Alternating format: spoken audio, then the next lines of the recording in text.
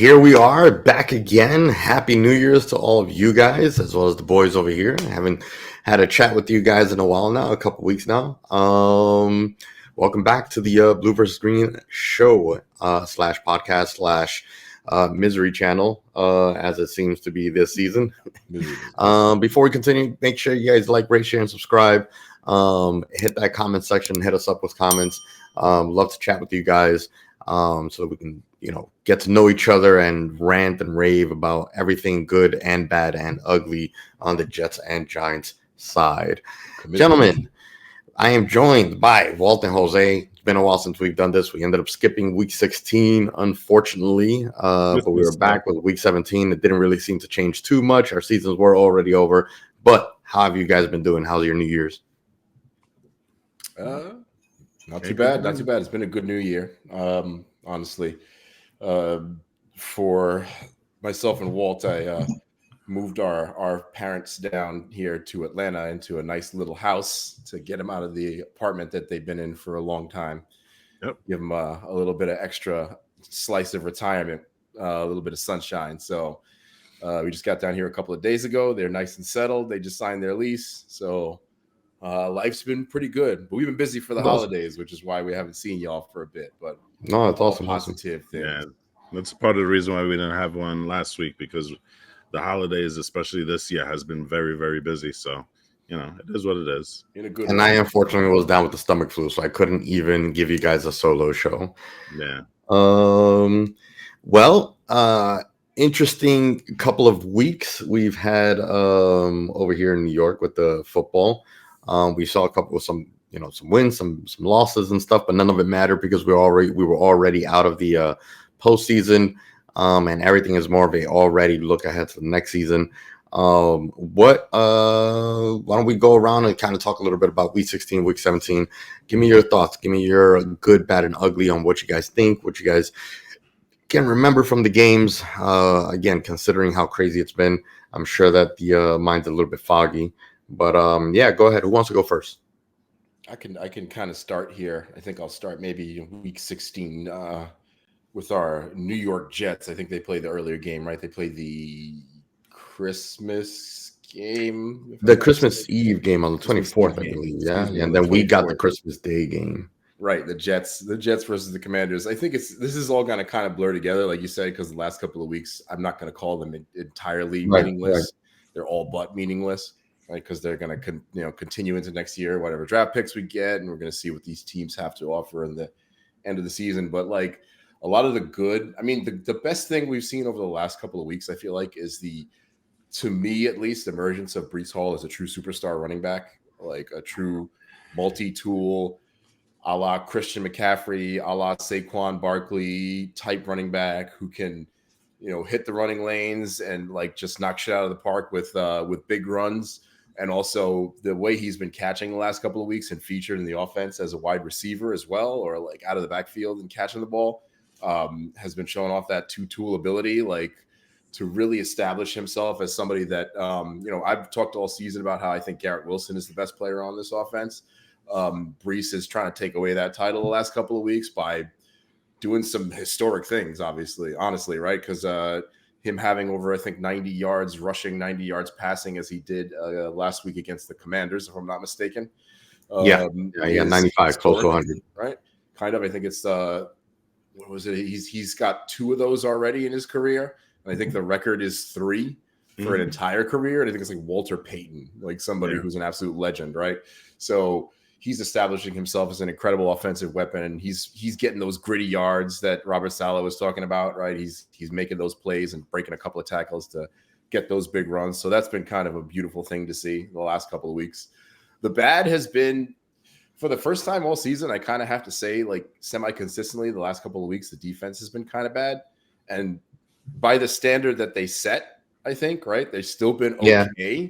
But with that second half against the Commanders, like what a freaking nightmare. The fact that they let them back into the game in that way. And we got to talk about the coaching. Obviously there's no avoiding talk about that anymore at this point, at this part late in the season, seeing a second half collapse like that. And then getting completely out coached this past week by the Browns. I mean, I guess that's kind of a good and a bad and an ugly, because I like Joe Flacco and I'm happy to see him succeeding with the Browns, but I'm not happy to see him succeeding against us with the Browns, especially when he wanted us to give him a call earlier this season. And we talk about offensive lines and all that. But I mean, the ugly has been penalties in the offensive line, same as it's been all season with the Jets, right? Yeah, it's been pretty bad. It's been pretty bad. Pretty bad. As far as the Giants have been concerned, I mean, last week was, I don't want to say it was expected. It was a competitive game, and they actually made something of it against the Eagles.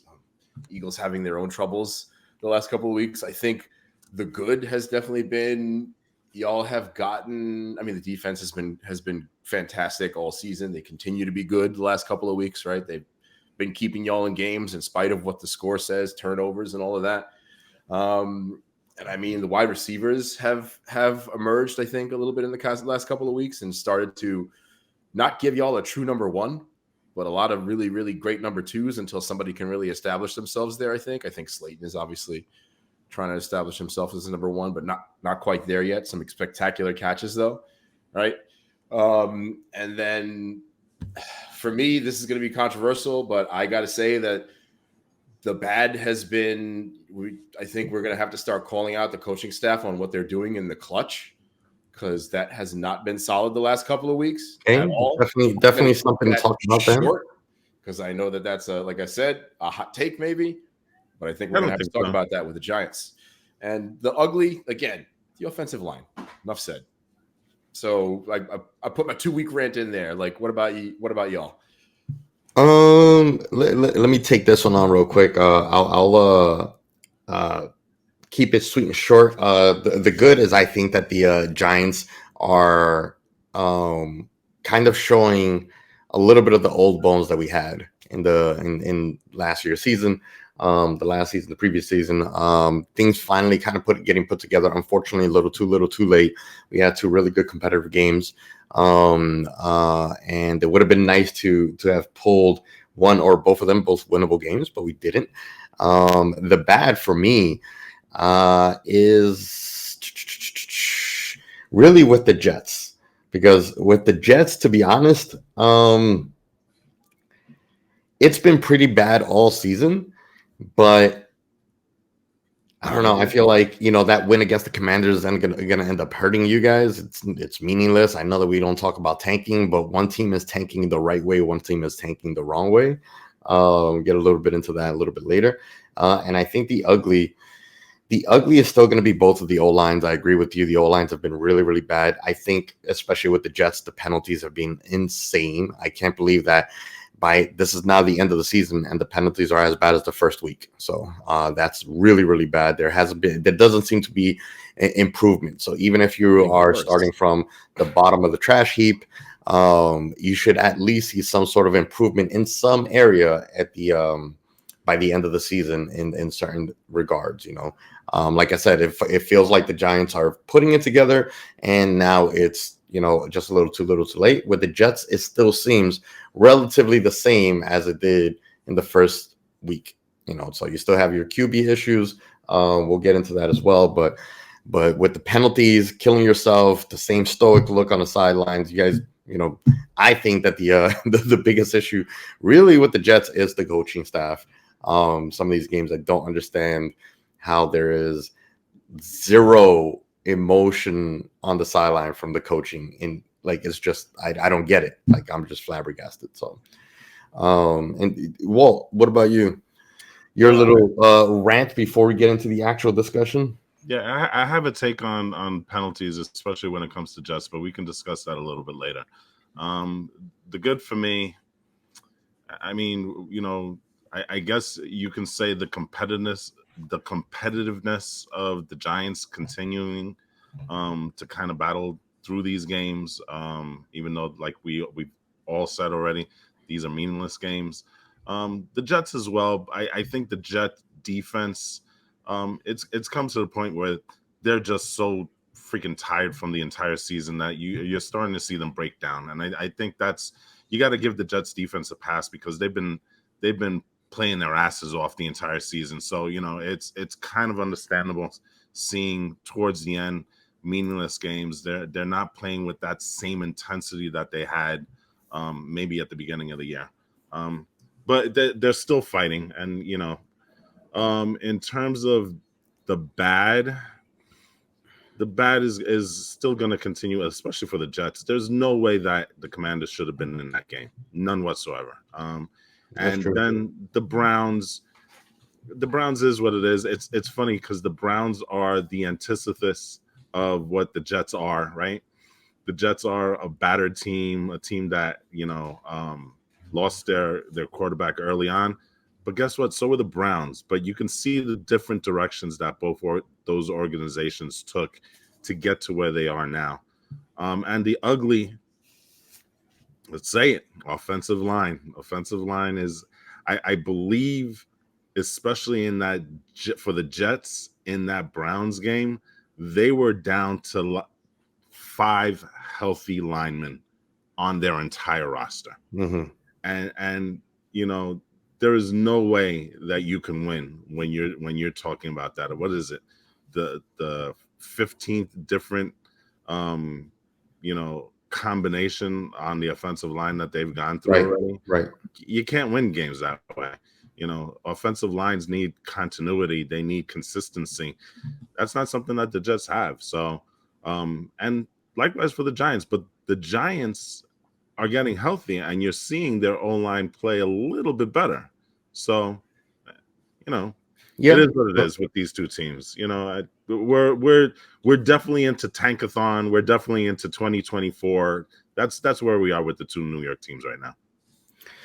Well, so let's go ahead and get into our discussion. I think that we need to talk about the Jets first, while I formulate my rebuttal already to your controversial hot take on the Giants coaching. With the Jets. I mean, all right. So let's go ahead. The most recent game, obviously, this honestly astounding game by Joe Flacco on the Browns. As you guys can see there, the Browns win 37-20, and then the previous week the Jets win 30-28 in an extremely ugly game that I think that it seemed like the Jets were really just trying to give away the game, and we still ended up winning the game. The Commanders should have never, ever been in that game. But here's where I, this is kind of like my thing with the Jets right now. The defense does look beaten up, and not just physically beaten up. Actually, I don't think that they look physically beaten up. It's more mental. It's a mental thing, and it's like you can only carry a team for a season for so long. I don't think that there's any team that has a phase of their team that is solely responsible for the entire season's victories, right?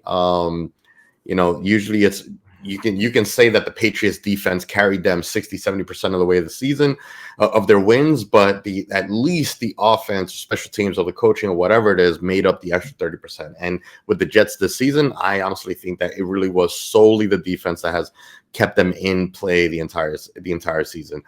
The coaching staff, I think, also looks beaten and dejected. Saleh, to me, looks just like the attitude of the defense the last couple of weeks.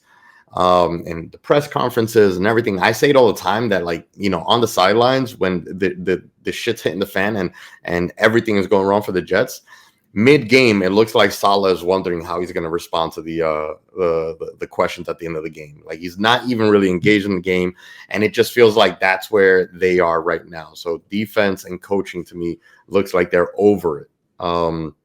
But the quarterback play actually was not terrible the last couple of weeks, by comparison. What do you guys feel? How do we approach this?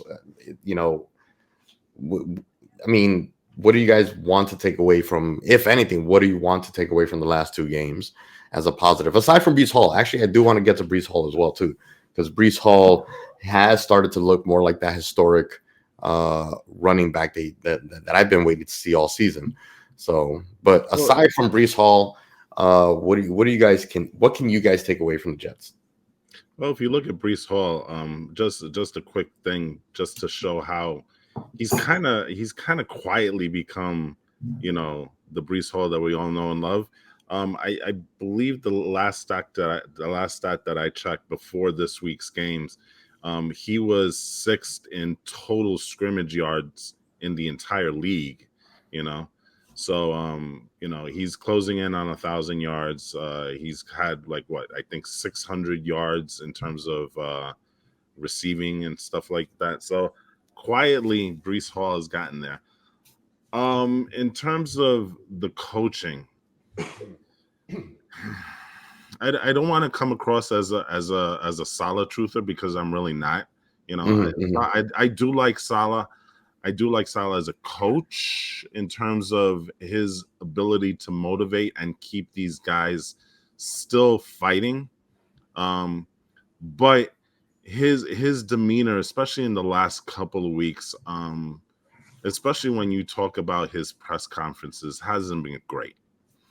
But he had an interesting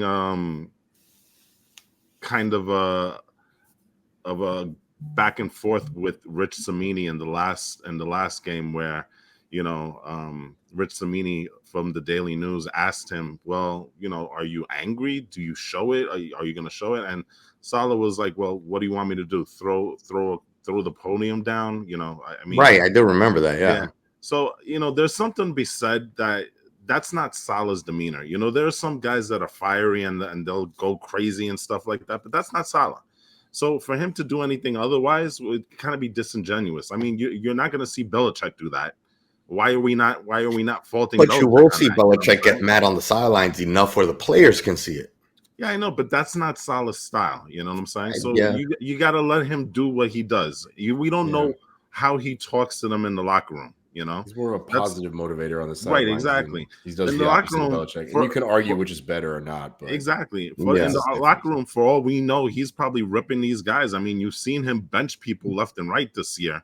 You know what I'm saying? So I'm not too hung up about the whole, he's not showing emotion on the sideline. He's not showing emotion in the press conferences, because you know what? Ultimately, at the end of the day, that's all for show.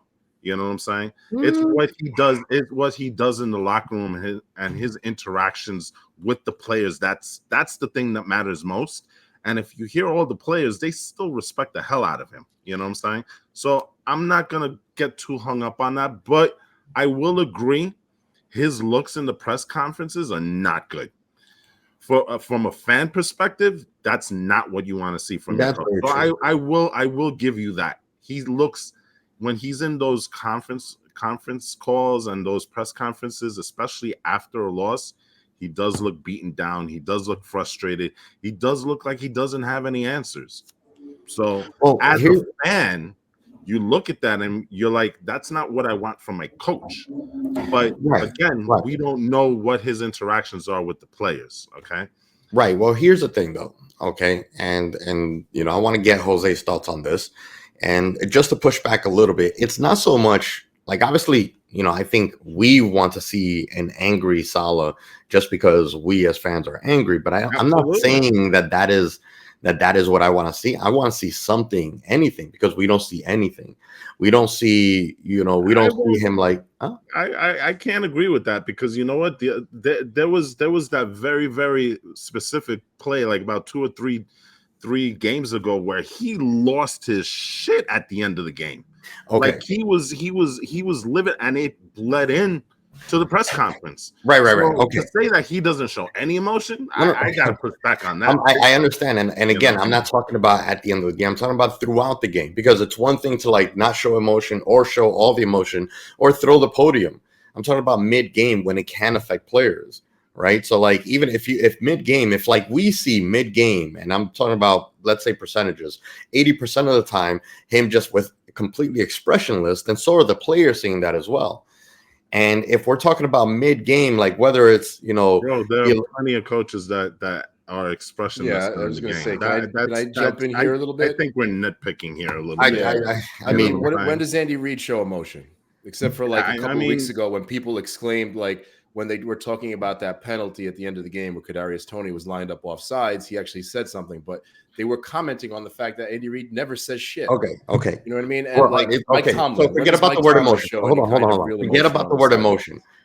Engagement, because here's the thing. I don't see engagement from Saleh at all. The only time I ever see engagement is when there's I really don't. I really don't. When they're coming off the field, it's like pat on the back, on the butt and stuff like that. But I don't really see engagement from Saleh up and down the field.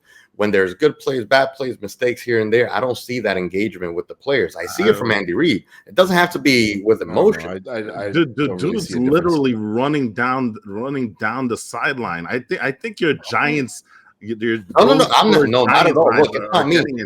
Listen, this isn't me. Saleh is Dable, except for a couple of times he screamed at Daniel Jones. Happens. That man is running. He's running into where the players are celebrating. You've seen him, especially Quincy Williams. There's that famous thing where they have him side by side. Quincy Williams is doing his famous sack thing, and Saleh is right behind them. Come on, you can't say that. I think you're misconstruing what I'm saying here. You guys are misconstruing what I'm saying. Okay, when I say all right. So if there's a mistake, you guys like turnover on downs, or you guys got to punt the football. Not just Dable, but other coaches, I see them go ahead and conference with the players and like, hey, what do you think that happened there? This, that, and the other. I never see that from Saleh. I don't see him like going and like kind of have like little powwows with the players just to see what's going on. We just see him completely stoically there waiting for the next phase of the game to go into play. We do see him. Yeah, we see him happy and running down the sideline when things are great. But what coach isn't going to be like that? So let's forget about the positive. There's a lot of coaches that don't do that. I don't know any coach that is maybe I don't know any coach that isn't celebrating when the good stuff happens. Okay, but again, like this is why I say that I'm not asking for him to throw the podium, but I want to see some sort of reaction to stuff. I don't really see reactions from him, and I'm not talking about like getting in a player angrily like Dable does. That's Dable's thing. That's not Saleh's thing. Right, but I don't see him. But I don't see him like going, trying to do things mid-game to find out what's going on. I just think you don't see it. I don't think that's actually happening. If I don't see it, nobody else sees it. That's the thing, though. This isn't something that I came up with. This is something that's pervasive through media, through the fans. Is it not? Really? That's I'm coming up with it on my own. That's in the press conferences, like Walter said. On the field, nobody's questioning what he's doing on the field in terms of exactly. in terms of actual coaching. We can move on then. We can continue to move on then. I mean, in terms of the only reason I see it is because the cameraman and the crews and everyone else is bringing it up, not because I'm looking for it. Who's bringing up that on the field he's not engaging with the players? It has been acknowledged that in the post-game press conferences, there's some strange lack of engagement. Absolutely. I have not heard anybody bring it up about how he's engaging with players on the field. All right. I've seen. I'm seeing something different. Like he's pissed. I'm seeing something different. Like he's trying to hold it in, but like I've never seen anybody say like, why isn't Robert Saleh talking to his players? And you also have to understand where Saleh's coming from, because you know what, and this goes back to all the way with Hard Knocks. He's not about embarrassing his players on the field. I mean, you saw it in Hard Knocks where they explicitly said, when we're cutting players, you're not gonna see that, because those players demand that respect and that thing. That to me is just exactly who Saleh is, and it blends into the sideline also. He's not going to go over and berate a guy in front of the TV. And again, I'm not. You guys are still not listening to me. I'm not saying to go and get into players' faces. Disagree. I don't see him, engaging. Like, for example, like if a quarterback throws an interception, okay, I don't see him going over and like finally like asking, hey, what do you think happened there? This, that, and the other. He doesn't even embarrass anybody to do that, but I don't ever see him do that. You guys can point to me when he's gone to a player to like where it looks like he's trying to figure out what happened on that last play. Ever? Many times. I mean, but I've seen him go over to back thing and just say, hey, pat him on the butt and just say, hey, get him next time. I mean, more than that. If you're gonna ask us to look at film for that too, like you're gonna go back to every game and see how many times he's. I'm not asking. That's the thing. I'm not asking you guys to look at film. It should be in your mind. It should be. You don't have to look at specific instances, but there should be enough of it where you feel like, okay, I've seen enough of that. I haven't seen any of that. We're saying we have. We're saying we haven't really seen any significant difference in that department. Right. And again, I only bring it up because I feel like coaching. I want to get to what I actually want to criticize the coaching for, which I think is more important. We're discipline is shitty because you talked about penalties at the beginning of the season. We were actually one of the lowest teams in terms of committing penalties in the first third of the season, and it's gotten worse and worse and worse and worse every week. And I think when you talk about what the coaching is doing, hold on, I'll let you in a second. Let me just finish addressing this. But you're talking about it's the penalties are getting worse and worse and worse every week. We had 12 penalties last week against the Browns, and that's where the coaching is losing me. You have the team that's getting frustrated and getting worse and worse and worse throughout the season, where I can give you a positive here. At least with y'all, as your team has gotten more and more frustrated throughout the season, you used it as fuel to get better. We talked about how Saquon Barkley said that there was a joy in practices a few weeks ago. But yeah, that's a genuine criticism to me. The penalties have gotten worse. The discipline has gotten worse. The team has gotten frustrated and it's falling apart rather than actually trying to show something at the end of the season. And, the second half collapse against the Commanders and the lack of anything against the Browns, really, other than Breece Hall making some things happen. But I wasn't trying to cut you off. I just wanted to make sure that once you're done, we can talk about this because, like I said before, I have a take on the penalties, and I think it's. Yeah, let's talk about the penalties, and then we'll move on to Breece Hall and Garrett Wilson. Yeah, and so I don't want to put it in these terms, because I don't think that's right anyway. But I have a problem with saying that the reason why the Jets are committing so many penalties is because of discipline, and this is the reason why. Okay, and a lot of it especially when we're talking about defense, I totally agree with you. That is a discipline issue because what has happened is that the Jets have preached violence and I forget the other thing, right? But they actively engage and want these guys to go after players, right? That's their brand of defense, right? Hurt the other players, be aggressive, be very physical. So with that, I will agree with that. On the offensive side, however, I have a problem with saying that it's all about discipline because of this, okay? We're not looking at an offensive line that's playing their 5 starters from the beginning, okay? We're looking at, and again, you mentioned it, they were better at the beginning of the season. Why? Because their players were still not hurt. And so now what you're doing is, and again, I referenced this before in terms of the Cleveland game, you're down to your last 5 offensive linemen. It's not a matter of discipline in my mind. It's more a matter of talent. Because when you're down to your second and your third backup offensive lineman, what are these guys are going to do? They're not as talented as an AVT or what we thought Mekhi Becton was going to be, right? They're not as good. So what are they going to do? They're going to go and they're going to try and cheat on a snap to see if they can get the advantage before the defensive lineman does. What are they going to do? They're going to hold because they can't hold these guys back. You're talking about third string backups playing against premier defensive players. You know what I'm saying? I think that argument, I guess. I think the problem here is not so much a lack of discipline.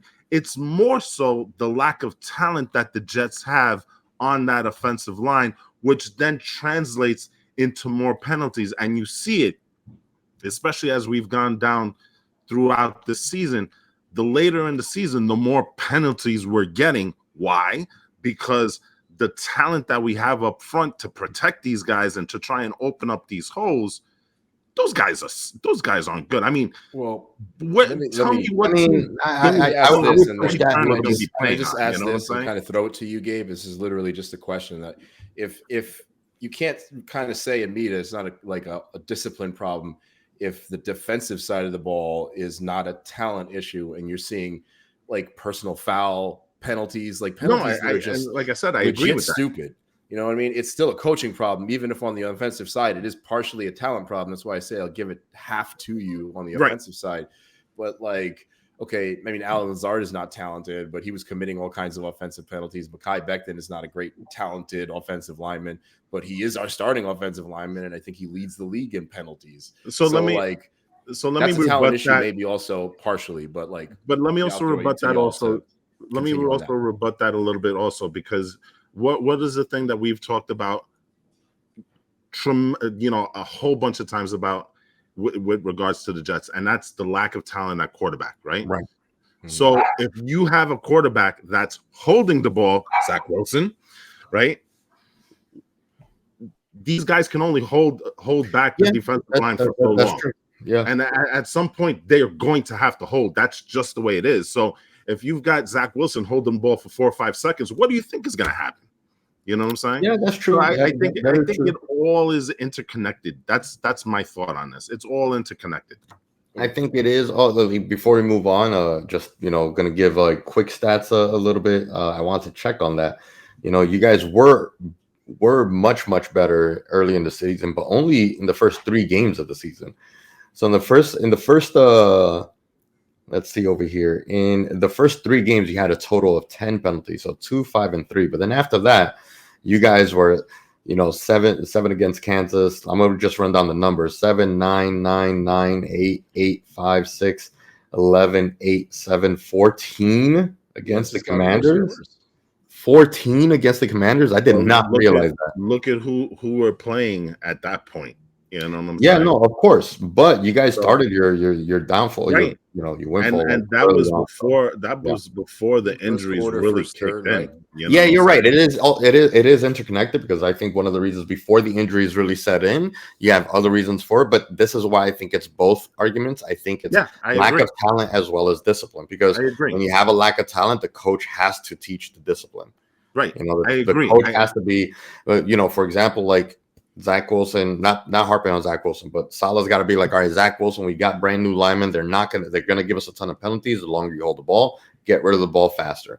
He doesn't have the discipline to get rid of the ball faster. That's where you're gonna have the penalty. So it is all interconnected. Yeah, absolutely. And that's why I started with saying, on the defensive side, I think there is a lack of discipline. You know what I'm saying? Yeah. Because it is both. Both things can be true.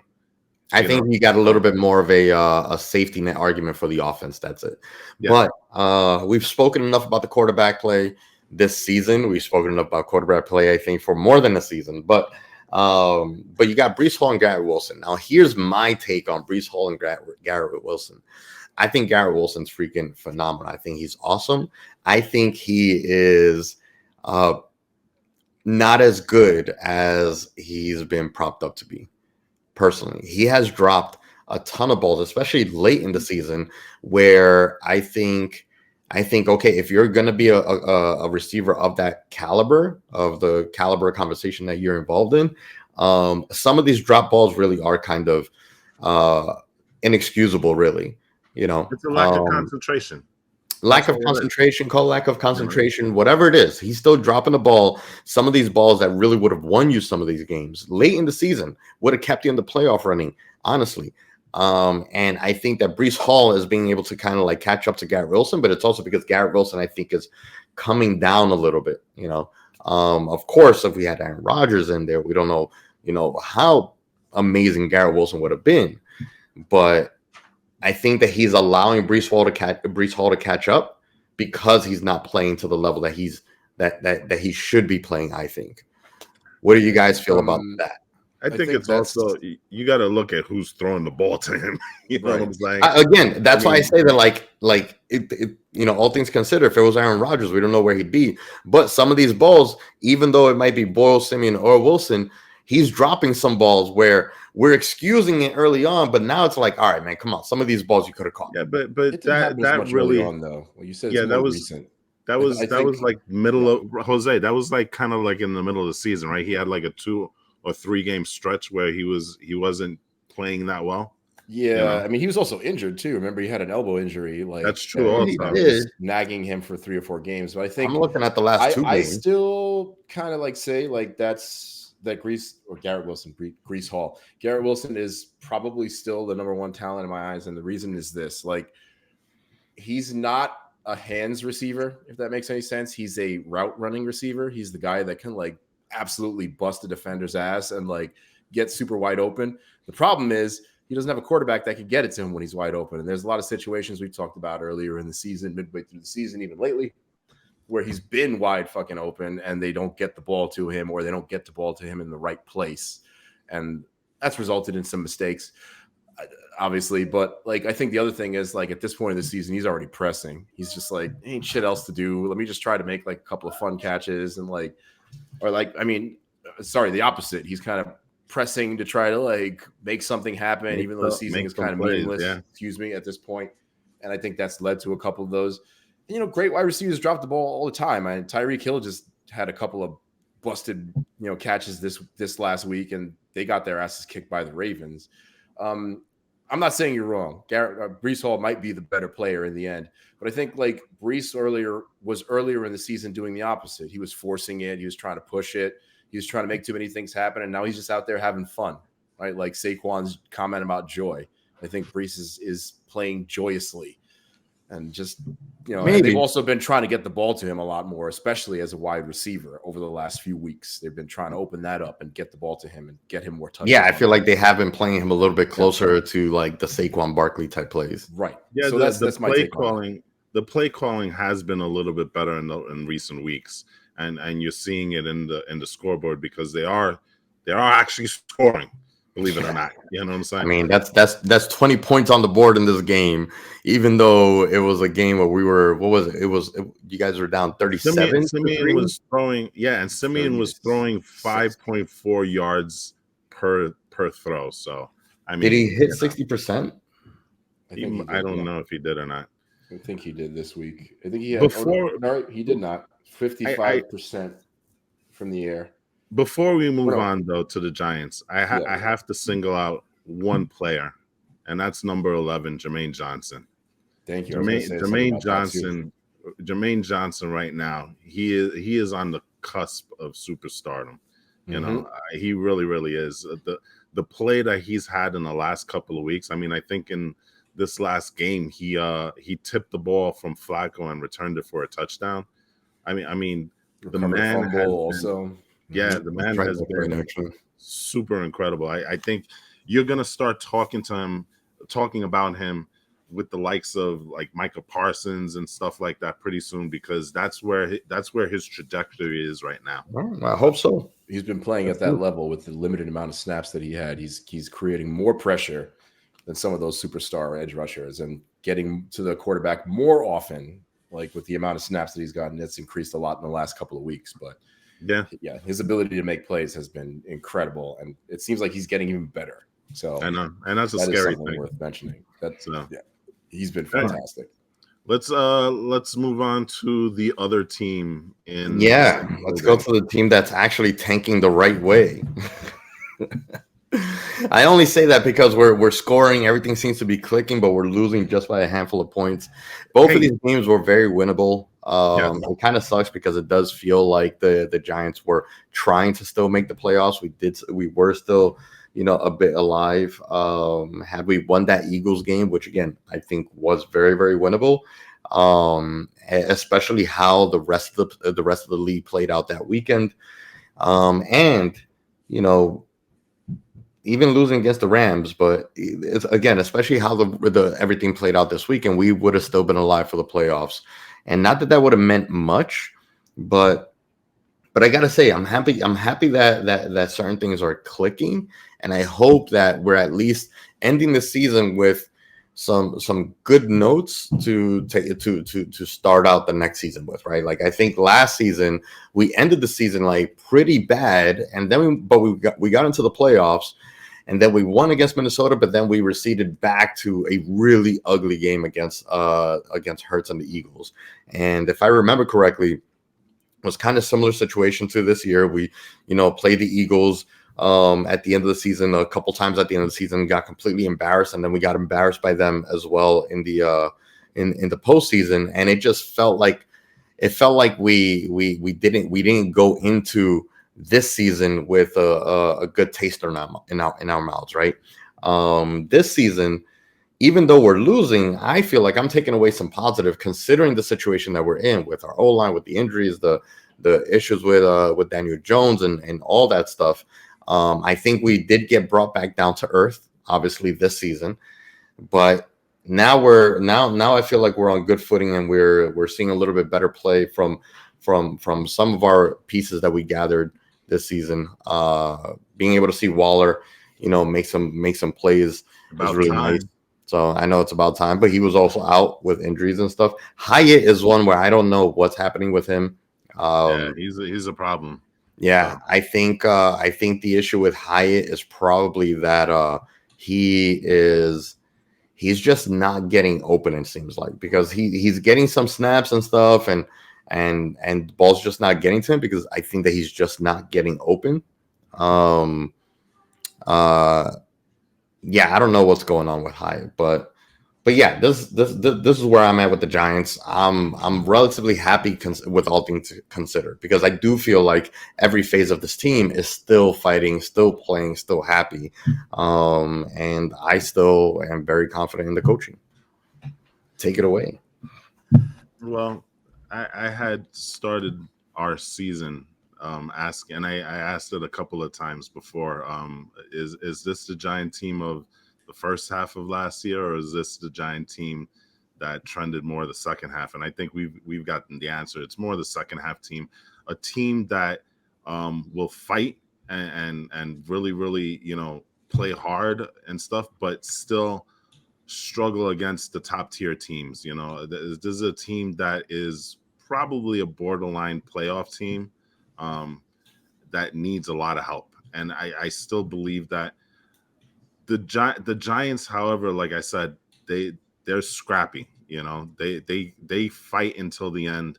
But talent is what wins these games, and right now the Giants are, and the Jets for that matter, but the Giants are severely lacking in some talent in some areas, and it is showing throughout the season. Like, let's be honest, they should have won this Rams game. They should have. They bumbled. Yeah, they should have. We botched that, man. Yeah, I mean, you kick the tying extra point, get a penalty that brings you to the 1 yard line, and then you throw a pass there when you could have done. I mean. No, that one's 100% on Tyrod. That play was run beautifully. Yeah, but it didn't work. You know what I'm saying? I know. And so again, do you take Barkley, who's probably your best player, run him straight up the middle? You had those are lower, those are higher percentage plays, right? Because you're not factoring a throw like this. You lose that, and then the end of the game, where you have a clearly diminished Mason Crosby, you get to a point where he can kind of kick it, and then you don't try and go a little bit further. Some of those calls were questionable there. You on that, man. You know what I'm saying? They did try to go further. They failed miserably. They failed, but they tried. You can't say they didn't try. I mean, there was one where Tyrod literally threw it into the ground. I think and all the players were like, "What the hell?" Again, all they can do is call the play. Yeah, but the play calling wasn't great. I'll just put it that way. You know what I'm saying? Like when it counted, our quarterback didn't make it count. Okay, but he only threw one time in that. Was it one time that once they got it down to like 35 or something like that? He threw a couple times, both missed, and then there was a run and that missed as well. Yeah, I mean, you got to get a little more creative there. But you know what? That's again, that's me nitpicking here. You know what I'm saying? The Giants, they've been playing hard. You got to give them credit for that. You know what I'm saying? Now, this offseason, you got to get more talent. I do want to talk. You got to get more talent. The offseason, but I can't. I got. That was kind of my bad. So I kind of got to stick with this point a little bit longer, because how many games this season have we seen the Giants in a winnable position at the end of the game and then lose the game at the end because of bad play calling, bad play, bad something? Like at some point, you have to start to realize that this has something to do with what Daboll or whoever is doing in the clutch. I put this at Kafka's feet. I'll put this on Kafka just fine, but the play calling either gets too aggressive when it doesn't need to be, or too conservative when it doesn't need to be. Like, why the hell don't you kick the extra point and tie the game in that situation? You've gotten yourself all the way back. What do you need 2 points for? You have to go for the win in that situation. I mean, that's nitpicking, certainly, but there have been at least 4 or 5 winnable games where the Giants are behind by a field goal, a touchdown. Y'all march all the way down the field early in the fourth quarter and then lose it big time in the final seconds for one reason or another. It happened against us. It happened the last 2 weeks. And if we go through the schedule, I'm sure we could look at a number of other games where the Giants have lost the game in the last 5 minutes. And hey, that has something to do with what's going on with the coaching recently. And just like you were saying, Jose, you kicked the extra point to get it there. And again, I didn't watch most of the game, but I believe the Giants had momentum, right? Going into that fourth quarter, they were clearly outplaying the Rams. Or am I wrong in that? They were losing, and the last touchdown they scored was what, an interception return or a no? It was return. a punt return. It was a punt return. Excuse me. And that's where they decided, I think, to go for the 2-point conversion for the win. It's only because if you tie the game, then you have to still drive down and score again, whether it's in that quarter or in the overtime. If you haven't, didn't they have momentum at that point?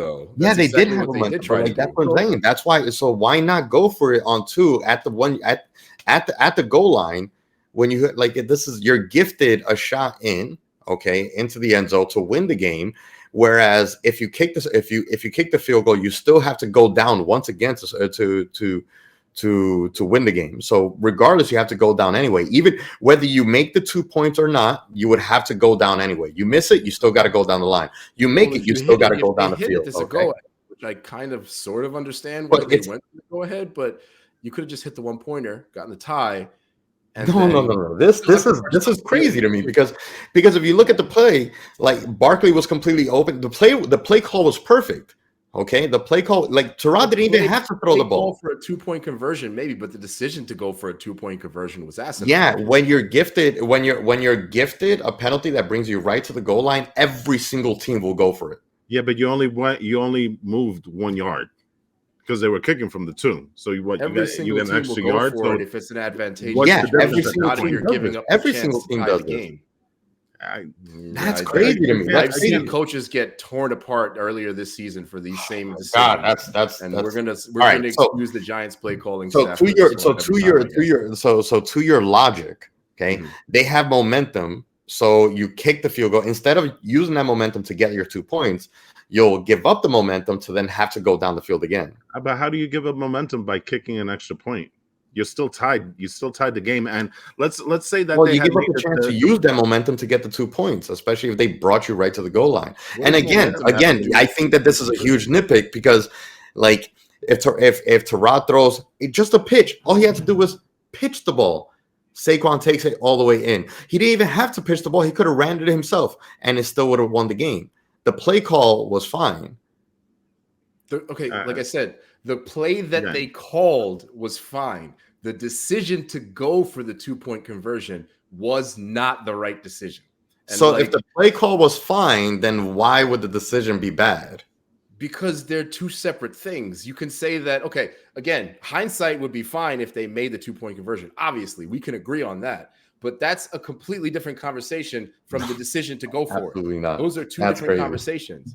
That's crazy to me. That's absolutely crazy to me. I can't believe that this of all the coaching things that this is the one that you want to hang your hat on. That's crazy. No. But think about it. But this is not the first time, though. We can hit this one situation, but there's been at least 4 situations this season where it's happened late in the game where the play calling has given up the ghost and just fucked it up and lost the game for y'all. But it's not the first situation, and it happened the week before also. Think of this situation also. You're at home. This is not like you're in LA and you're going for the win. When you're at home, generally what you do, you go for the tie because you have your home crowd behind you also. I mean, that plays a part in it too.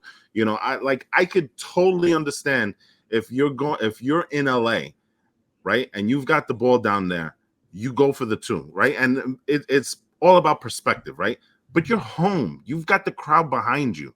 You know, you've been stopping this team. You know, you've came back from right. How far You have everything in front of you. So, you kick the extra point, you get them on a 3 and out, and then you go and drive to win the game. I mean, that seems because you would have 100%. Yeah, you would have gotten a 3 and out in overtime. But don't forget that if we kick the point, we kick the point. There's still how much? I think it was still 30 seconds left in the game, right? No, there was about $140 at that point. Because remember, so then we're gonna give them the ball while they still had all 3 of their timeouts, and we have 0 timeouts, and all they have to do is then kick a field goal in order to give us a. They didn't. Still the same, regardless. You got the ball back. You actually had a chance to win the game, and Crosby, foobarred that. You know what I'm saying? Yeah, he did foobar it. Yeah, absolutely. So but you still had the ball back.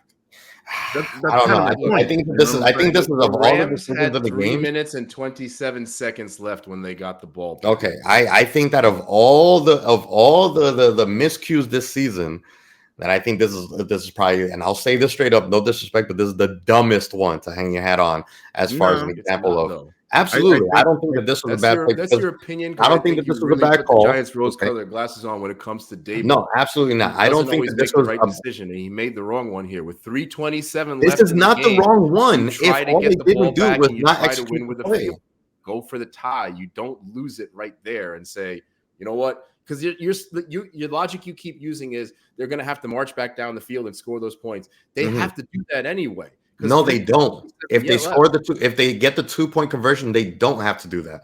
Because as you said, if they score the 2 points and they go 3 and out, now they got the game for they can ice the game. That's it. It's over. Okay.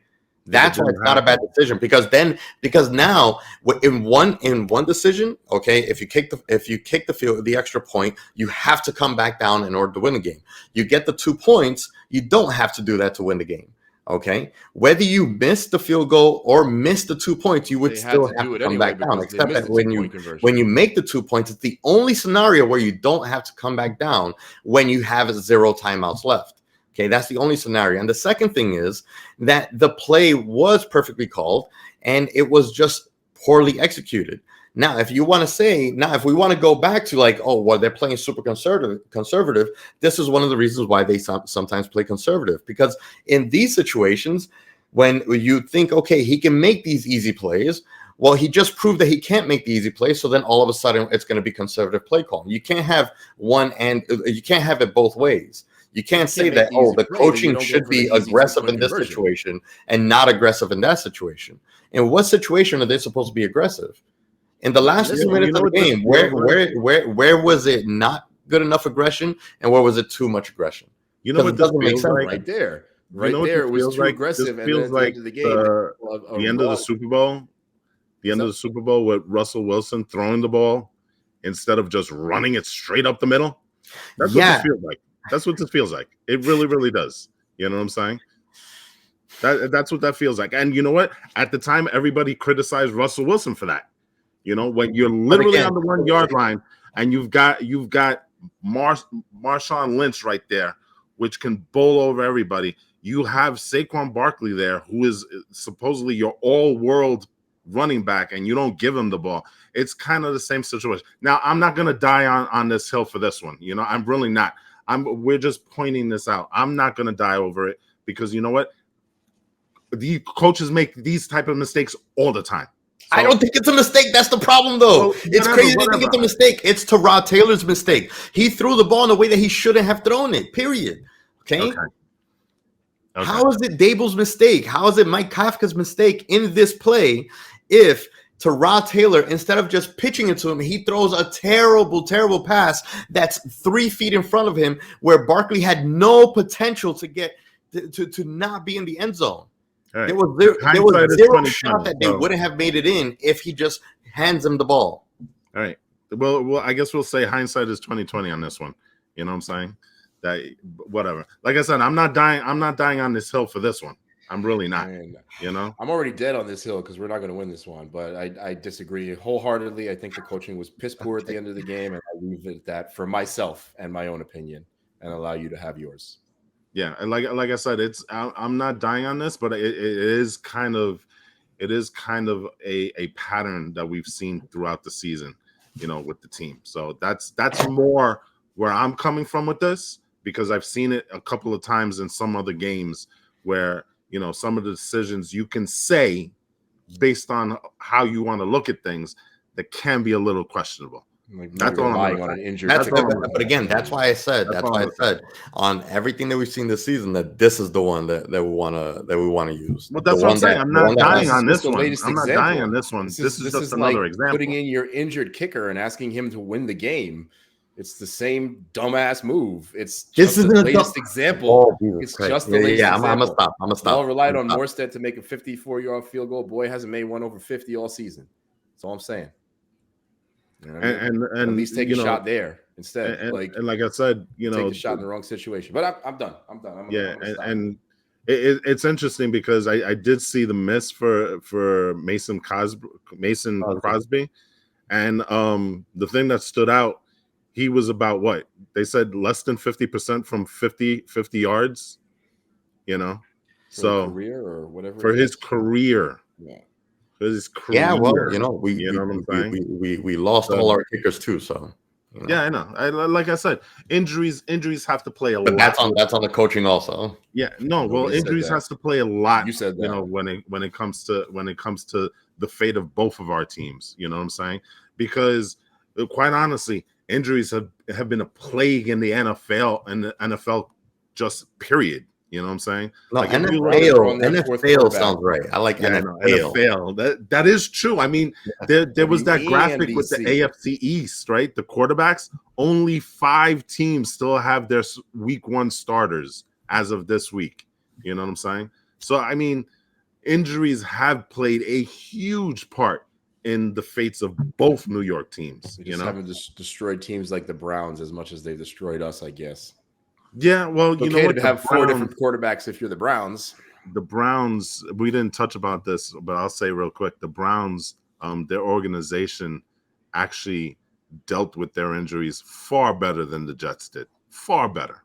Yeah, the Jets and Giants for that matter. Yeah, far better. You know what I'm saying? And for the Giants, I think it was a matter of, I think you were really constrained by the cap, so you couldn't go out and get a lot of guys. I think that's part of it. With the Jets, it was just Aaron Rodgers.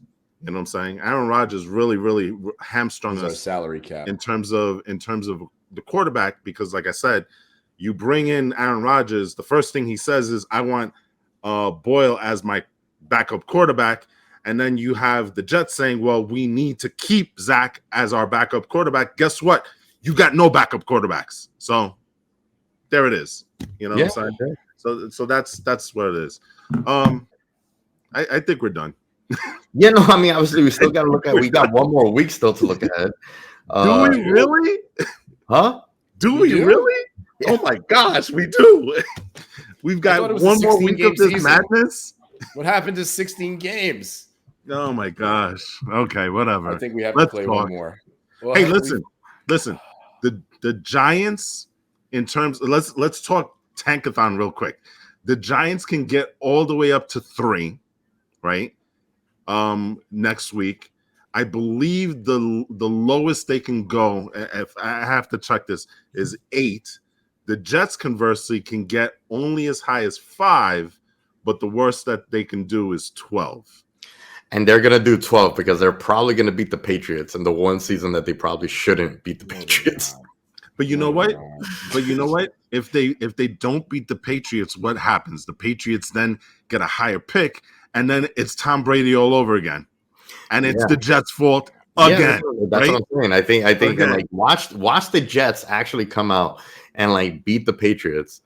Let me ask you, Gabe, as a non-Jets person, okay? Mm-hmm. Excuse me. The Jets, we know famously, have lost to the Patriots 16 straight times. Mm-hmm. Okay? This is also Bill Belichick's last game. Mm-hmm. This is also a game that if the Patriots lose, they get a better pick and probably get their future quarterback for the next 10 to 15 years. What the fuck do you do as a Jet?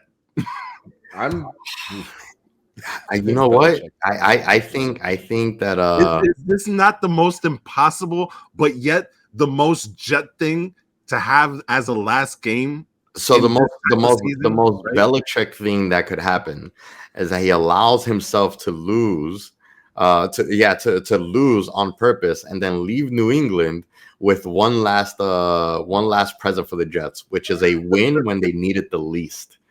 He's going to take away the Jets. It might be the last chance that Belichick has a chance to fuck the Jets, depending on where he goes, after this, or depending on if he retires. If he screws the Jets over, what better way than to take away their next 10 years of quarterback play? So if Belichick truly does hate the Jets, he lets the Jets win this weekend, especially because he doesn't care about the Patriots anymore. It doesn't matter to him, where the Patriots are. If the Patriots, where they are in the draft, where they are here, there, and that, and the other, it doesn't matter because it's going to be gone, right? So what does it matter, So for him, if it doesn't matter anymore, but he does still hate the Jets, this is how he does it. I guess you could say it matters in terms of his legacy, right? Because it's going to be a bad look if he does lose on purpose, right? You got a guy who's trying to be the most winningest coach in NFL history. Spygate and Deflategate does not bother him. Yeah, if Deflategate doesn't bother him and his legacy, then neither will this. Yeah, I guess you're right in that instance. What about you, Jose? What do you think about that? Pardon me. So I think actually it's going to be a little bit of the opposite. I think Belichick is such a vindictive motherfucker that he's actually going to try to win this game so that he can ruin the Patriots draft position just a little bit and make sure that they don't ever win again as long as he's alive. So I think this is like the closest in a meaningless game that Bill Belichick will ever feel like it's the Super Bowl in his life. I think he's going to go insane coaching wise in this game. I think he's going to do things he's never done before in this game to try to win this game. And I don't think the Jets are going to win this game. I mean, if there's one thing that's been proven over the last couple of seasons, no matter how bad the Patriots get, we still lose to them. And I think that's going to be 17. That's going to be 17 straight to this asshole. So here's the thing: if he beats you, if he beats you, here's the thing. So if he beats you, if you guys win, okay, it's 16-1, but then you lose a quarterback for the next 10 years, right? Potentially. Okay, let's just say that. Let's just play a little bit with the fates. If he wins, then Bill Belichick would have won an entire NFL season against your team. Yeah. So that's pretty freaking bad. Now, as far as the Giants go, I actually think that the Giants will win this game because I think that the Eagles, if the Eagles are smart, I think that this game is now officially meaningless for the Eagles because the Niners have clinched the division, I believe, as well as the number 1 seed. And I think the Eagles are definitely going to get the 2nd seed, or I believe. Whether they win or they lose, maybe, right? No. Aren't they still fighting with Dallas in terms of? Are they? It's not seeded already. Hold on, let me see. Yeah, they're tied. No, never mind. Philly. I thought this game didn't matter for Philly, and I was gonna suggest that like it would be smart for them to like sit back a little bit in this game. But yeah, they're gonna Philly and Dallas. Yeah, Philly and Dallas are both 11-5. So this game means a lot to the Eagles. So, yeah, never mind. That's why. I really think that the Eagles are gonna come out with both guns blazing here. Yeah, we're gonna get screwed. So, but you never know. There's a chance. So, anyways, so I think that's it. We got one more episode to record for this season, and I think that we'll probably do a playoff, postseason playoff recap episode after that, and it'll be the end of the season for us as well. Wait. Which only sucks a little bit. Okay. I didn't give my Giants prediction. My bad. Sorry. You want to let me do that because I think you're going to win. I think the Eagles are 1-4 over the last few weeks. Their pass defense has been horrendous. Their play calling has been awful. and they've lost some truly mid-ass teams. Y'all have kept it competitive, and I think as long as y'all can clean up what I perceive them as late game mistakes, I think you'll win this game. I think you're actually going to win this game. Yeah, I don't think you were going to a couple of weeks ago because we talked about this, but I think you'll pull this out. I'm sorry. Continue. No, all good. I don't think so, because here's the thing about the Giants and the Jets. Much like the Giants and the Eagles, much like the Jets with the Patriots, we are unfortunately this Eagles team's get right team. Yeah. So just like the Commanders are our get right team, the Giants are the Eagles get right team. And right now, the Eagles desperately need to get right. And what better opponent in the entire league than the Giants to get right against? I'm praying for y'all. So, in MetLife. So, it isn't MetLife. Yeah. But let's not forget that the Eagles, they do travel well, and it's quite easy for them to travel to MetLife. Oh, that'll suck if there's like a ton of Eagles. There's gonna be, man. Like the Philly is going to, yeah, absolutely. And let's not forget, here's the thing about MetLife, why it doesn't make sense for us, is that it's in Jersey, and Jerseyans, they consider themselves closer to Philly than New York, to be honest. Yeah, there is a lot of Philly fans in Jersey. Yeah, exactly. And it's not that far for them to get there. So yeah. All right. So anyway, that's going to do it for us. Don't forget to like, rate, share, and subscribe. Hit us in the comment section. Let us know what you guys think. We got one more episode to go. I'm looking forward to the talk at the end of the season, as well as give our playoff predictions and then see if they come about. So for Walter and Jose, I'm Gabe. Go Giants.